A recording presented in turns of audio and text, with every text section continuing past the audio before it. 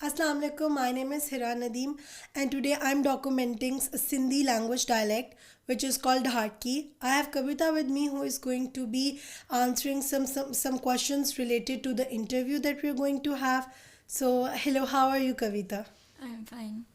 Okay, so are you ready for this interview? Yes, I'm ready. Okay, so let's get started. So let's talk about your early life. So, what is your full name? And also, if you can reply me in your language. मुंहिंजो नालो कविता कृष्ण है. मेरा नाम कविता कृष्ण है. Okay and आप कहाँ का पैदा हुए? मैं सिंध से बिलोंग करती हूँ. तो मैं सिंध के एक शहर में भिखोरी में पैदा हुई. अच्छा, just trying to elaborate this Okay. के आप पहले अपनी लैंग्वेज में मुझे रिप्लाई कर दिएगा Okay, and then you can translate it that. So when and where were you born? હું 23 फरवरी 2000 में भिखोरी रे शहर में पैदा थी आहियां ऐं हूँ सिंधरी रियाकू आं. मैं सिंध की रहने वाली हूँ और मैं भिखोरी में पैदा हुई हूँ. और मेरी पैदाइशी तारीख जो है वो है 23 फेब 2002. अच्छा, और आपके कोई बहन भाई हैं? जी हा मुंहिंजा ॿियनि भाई आहे. मुंहिंजा 6 भाई हता जेके महिणा 5 ऐं मुंहिंजे 2 बहन है. जी हाँ, मेरे 6 भाई थे जिसमें अभी 5 भाई रह गए और मेरी 2 बहनें. एक बड़ी बहन है और एक छोटी. अच्छा, और जो आपके पेरेंट्स हैं वो भी सिंध से बिलोंग करते हैं? जी हाँ, मुंहिंजा माइतर जेको सिंधराई जी है. जी हाँ, मेरे मामा पापा सिंध के ही हैं. अच्छा, कुछ अपने बचपन के बारे में कोई बताना चाहे आप? कोई फेवरेट मेमोरी या कोई छोटी बात, कुछ भी इस तरह का जो आपके सिंध से रिलेटेड हो, जो आपको वहाँ बचपन गुजरा हो, उससे रिलेटेड कुछ?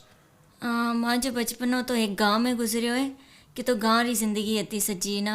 मतलब जंहिं गाह लहण ऐं घर जा कमु करणु ऐं मतलब के गोबर वग़ैरह खणणु, ए सॼी जेको मुंहिंजी ज़िंदगी अती. तो मैंने सुठो लॻो. मुंहिंजी ज़िंदगी जाम सुठी अती. तो वो ज़िंदगी भी मैंने पसंद है ऐं अञा ताईं भी मैंने वो यादि ॾियाराई थी कि हूँ कीअं अती.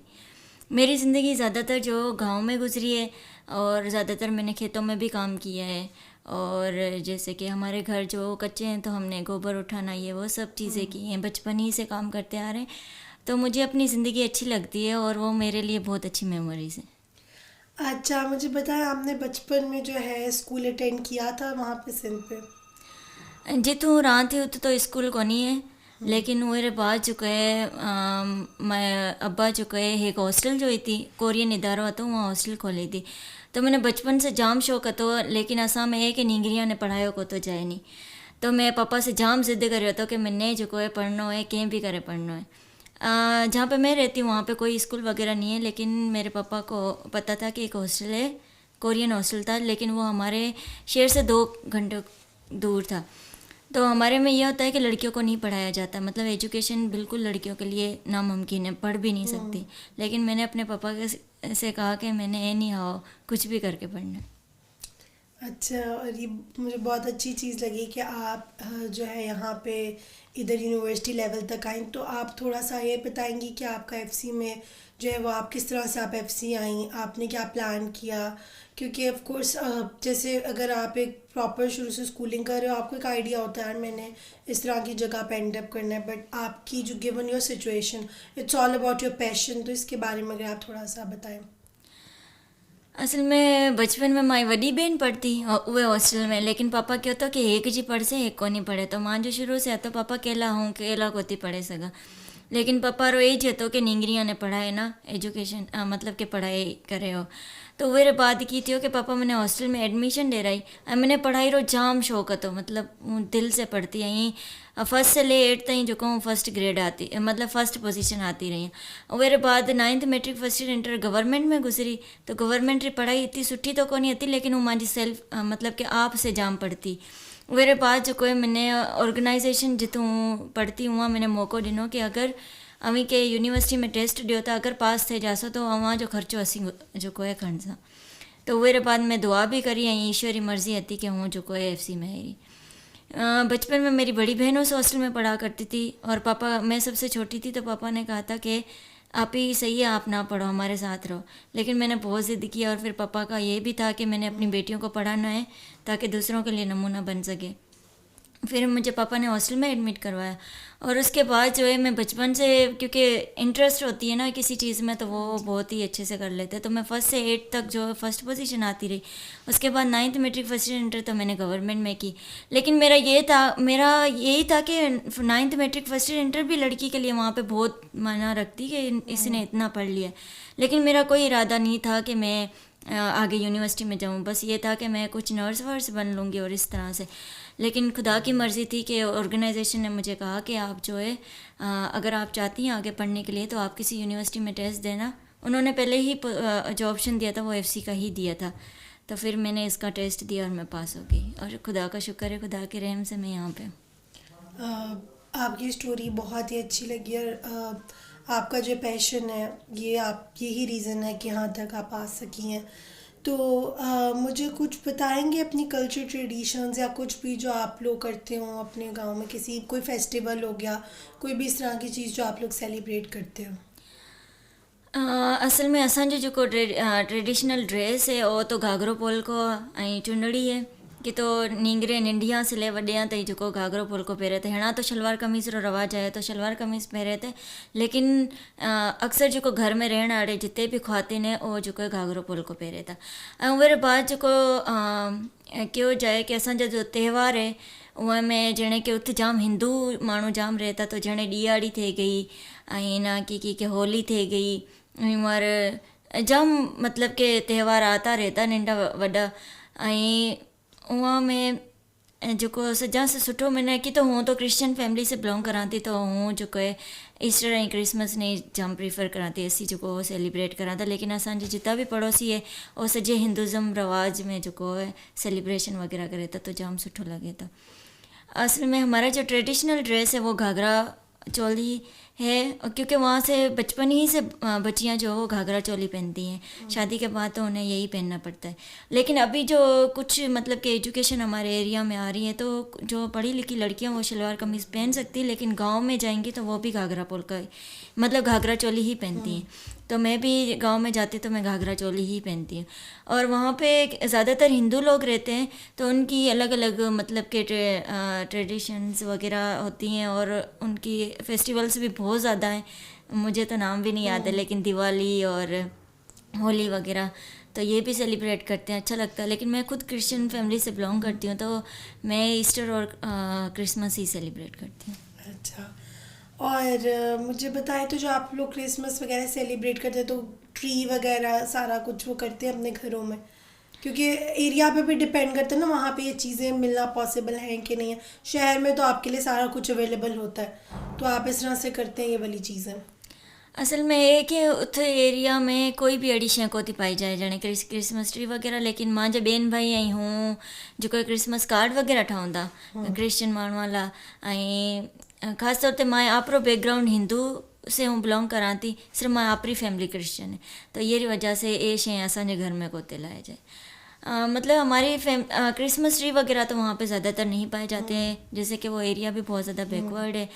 और हम खुद पर्सनली जो है वो पेरेंट्स के लिए और क्रिश्चियन लोगों के लिए कार्ड्स बनाते हैं और घर को डेकोरेट वगैरह करते हैं। लेकिन ख़ास तौर पे हम ये सब चीज़ें नहीं करते जैसे क्रिसमस ट्री को सजाना और ये सब चीज़ें, क्योंकि मेरी खुद की फैमिली ही क्रिश्चियन है लेकिन मेरा जो बैकग्राउंड सारा वो हम हिंदुज़म से बिलोंग करते हैं। अच्छा, मुझे बताएं कोई फूड वगैरह के बारे में कि वहाँ पे कोई जो फेमस डिश हो या आप लोग जो अपने घरों में वैसे होता है हर एरिया की कोई स्पेसिफाइड फेवरेट डिश होती है वहाँ के जो कल्चर को भी रिप्रेजेंट करती है, उसके बारे में मुझे आप थोड़ा सा बताएं। जणे कि बाजरे की रोटी जो है वो मतलब कि सर्दियों में जाम खाई जाए थी। ऐं जॾहिं बरसाति थिए थी तो खुंबिया रो साग हुए तो वो नेचुरल खुंबे हुए थे, वो भी जाम मतलब कि शौक़ से माण्हू खाए था। ऐं हर जगह जो कोई बिरयानी तो ही मशहूर है तो बिरयानी तो मतलब कि सॼे जाम पसंद करे था। हालांकि सिंधी बिरयानी तो आलू भेड़ी हुई थी तो इतने पंजाब माण्हू ने पसंद भी कोनी कि आलू भेड़ी जो बिरयानी थे।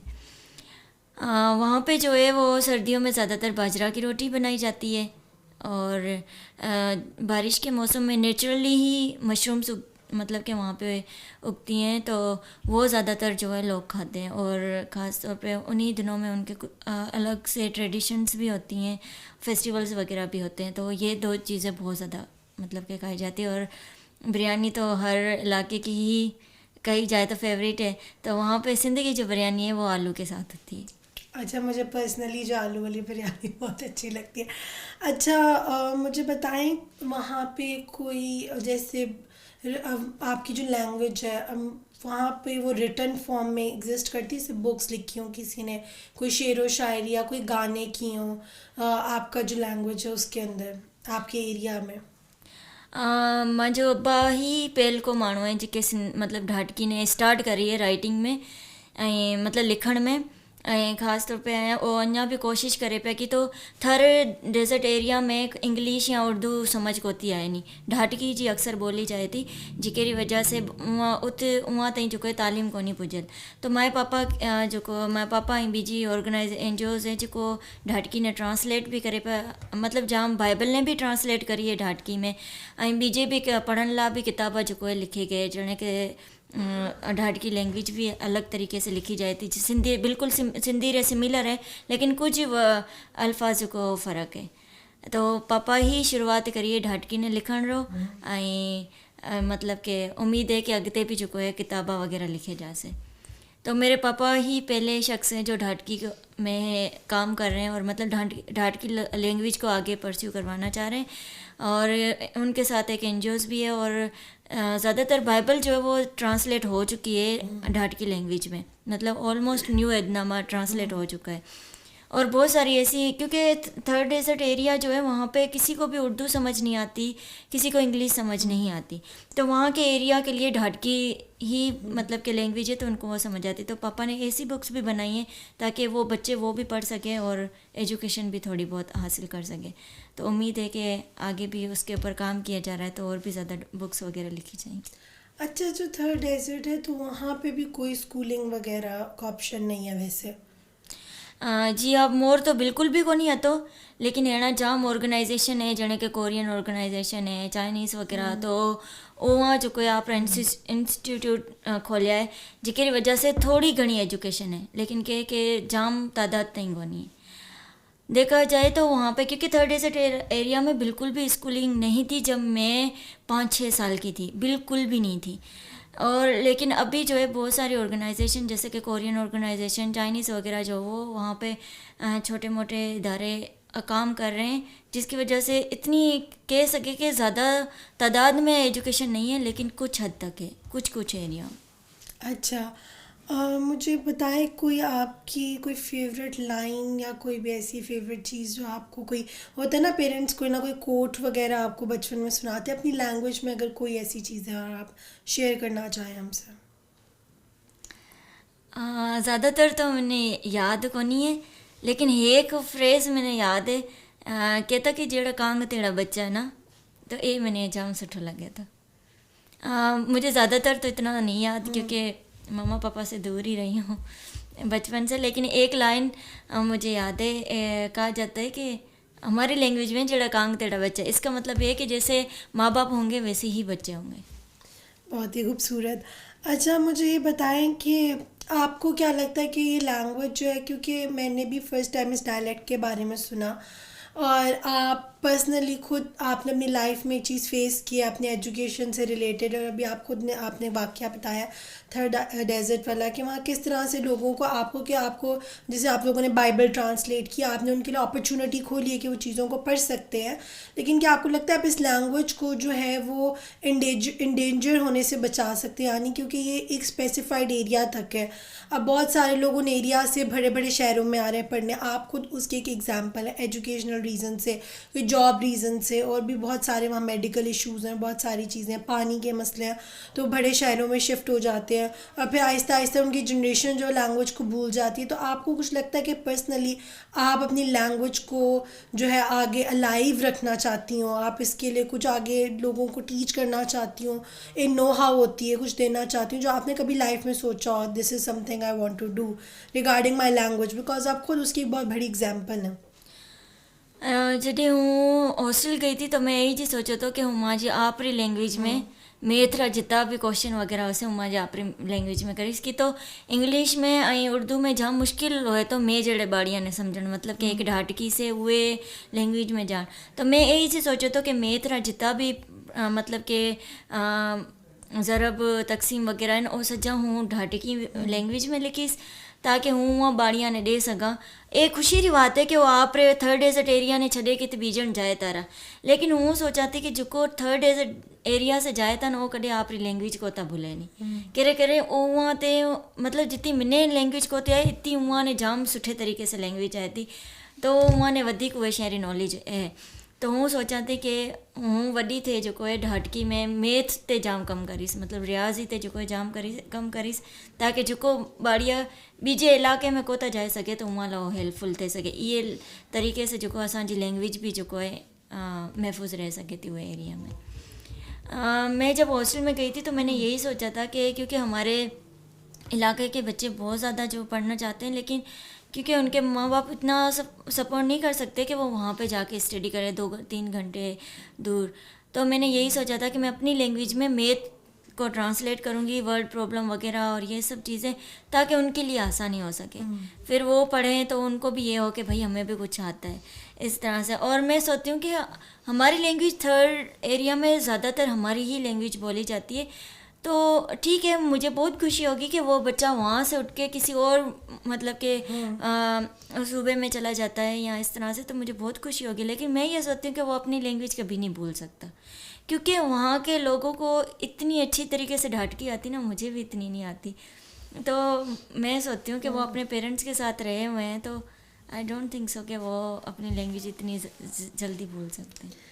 हाँ मैं इस इंटरव्यू को ख़त्म करते हुए मैं आपसे ये बात पूछना भी चाहती हूँ करना भी चाहती हूँ मेरे नज़दीक ये है कि अगर आप किसी लैंग्वेज को भी बचाना चाहते हैं ना आपको उसकी इम्पोर्टेंस के साथ साथ क्योंकि हर लैंग्वेज एक पर्टिकुलर एरिया में बोली जाती है उधर आपको वो अपॉर्चुनिटीज़ उनके लिए होनी चाहिए कि वो अपनी लैंग्वेज को भी साथ पढ़ सकें और साथ वो और चीज़ें भी सीख सकें बिकॉज़ आगे आने वाला जो टाइम है उसमें इंग्लिश तो आपके लिए कंपल्शन ही हो गई है अगर आपने किसी जगह पढ़ना है आपने कहीं मूव आउट भी करना है कोई जॉब करनी है इंग्लिश आपके लिए कंपल्शन है तो उस तरह की लाइफ के लिए मेरे ख्याल से और लोगों को साथ लैंग्वेज की इंपॉर्टेंस बताना भी बहुत ज़रूरी होती है मेरे ख्याल से हर इंसान की अपनी एसोसिएशन होती है उसकी लैंग्वेज के साथ चाहे वो आपको जितनी अच्छी बोलनी आती हो या ना आती हो और बस हम इस इंटरव्यू को ख़त्म करते हुए आपका कोई ऐसा पैगाम जो आप लोगों को देना चाहते हो किसी भी वे में कोई भी बात जो आप करना चाहते हो इस सारे इंटरव्यू में जो भी हमने चीज़ डिस्कस की उससे रिलेटेड पहली बात तो मुझे खुशी हुई आपको इंटरव्यू देते हुए और दूसरी बात यह है कि मुझे इस बात की भी खुशी है कि मैं उस एरिया से उठ के यहाँ पे आई हूँ ठीक है मेरी इंग्लिश इतनी तो अच्छी नहीं है लेकिन मुझे यह है कि मुझे समझ आ जाती है तो मेरी उम्मीद है कि मेरे एरिया के लोग भी बच्चे भी जो है वो मुझे देख के बहुत सारी लड़कियों को अभी पेरेंट्स भेज रहे हैं स्टडी के लिए तो मेरी उम्मीद है कि जिस तरह से मुझे सपोर्ट किया गया है तो उन बच्चों को भी सपोर्ट किया जाएगा और वो भी आगे को अपनी एजुकेशन को जो वो ना सिर्फ हमारी लैंग्वेज में बल्कि डिफरेंट लैंग्वेजेस में जो वो करेंगे चलें thank you so much for being here Kavita it was amazing having you here and I hope so that we can do great things with all this interview और हमने जो लैंग्वेज डॉक्यूमेंट की है have a great and nice day है thank you and take care thank you so much okay